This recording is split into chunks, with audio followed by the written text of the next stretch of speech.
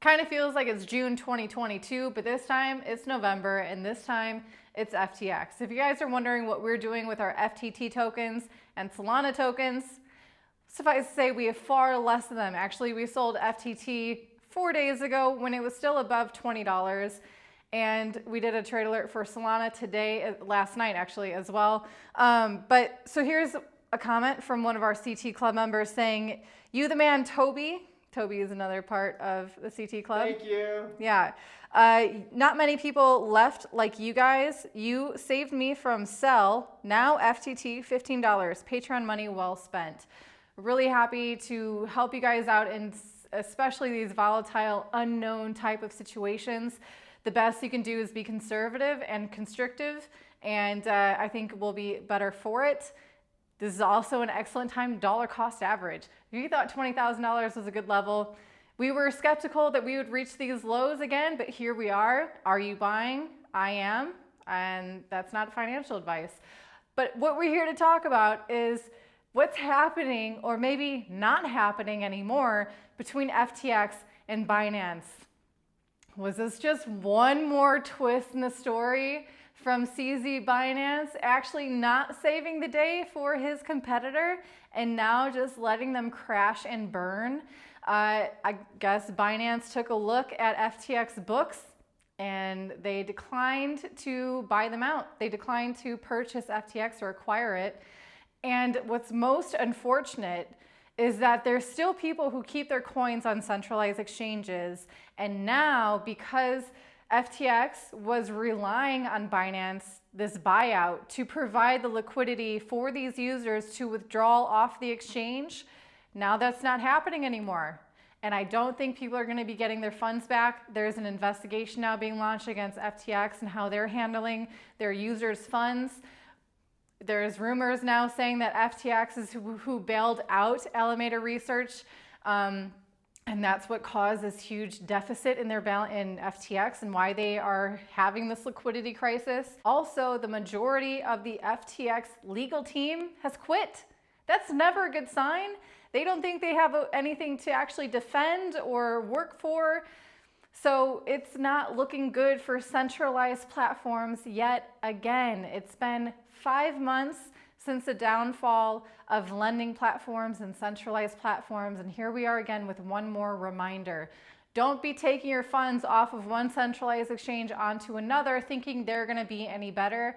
They are all at risk. They're all mismanaging your funds, although now I believe a few of the exchanges are going through this proof of reserves kind of self-regulation declaration. Binance, Huobi, KuCoin, there's others too that are going through this. So I guess that's a good thing, but still and always not your keys, not your crypto. If you don't know what we're talking about, check out, just Google it. There's a lot of information on how to take true custody over your cryptocurrencies. It involves generating a seed phrase, a private key, keeping that yourself. Hardware wallets like Ledger are amazing. They're actually extending their 10% discount through till tomorrow. So for those of you who are looking for a solution and you want to get 10% off, it's a great investment in my opinion. A link for it down below with the discount code is down below in the video description. Now we have that phrase coming up again, Contagion. Who had exposure to Alameda Research and FTX? Who are their investors? And how are they going to be trying to protect their investments if they can? A lot of people, you know, FTT is in the gutter. And so what are they looking for next to take profit from? Solana. And now Crypto.com has suspended USDT and USDC withdrawals and deposits on the Solana chain. So whether that's speaking to issues with the blockchain itself or just Crypto.com maybe is having issues now with the withdrawals, I don't know. I think it speaks more to the Solana side of things. But again, this Contagion, who actually had exposure to this hedge fund that was Alameda Research and that ties to FTX. Coinbase is coming out saying, oh no, we have no exposure to it. BlockFi might, Genesis might.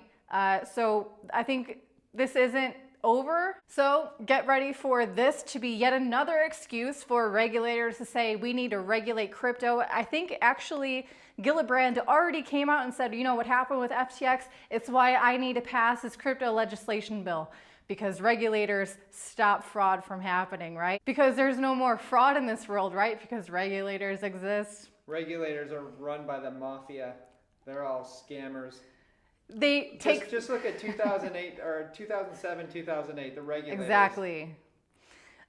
Those credit rating agencies were really good. Oh yeah. Whoever was paying their lining their pockets, that's who they favored, and it's not going to be any different with the crypto regulation. You know, they're seeing so much profit being generated by this cryptocurrency space. They want to get a piece of it, and not in the right way. So careful what you wish for in terms of regulations. It's just going to be a higher barrier of entry. Pursue decentralization, pursue self-custody. You and this whole space will be all the better for it. Thanks for watching. Hit like, hit subscribe. See you tomorrow. Bye, guys.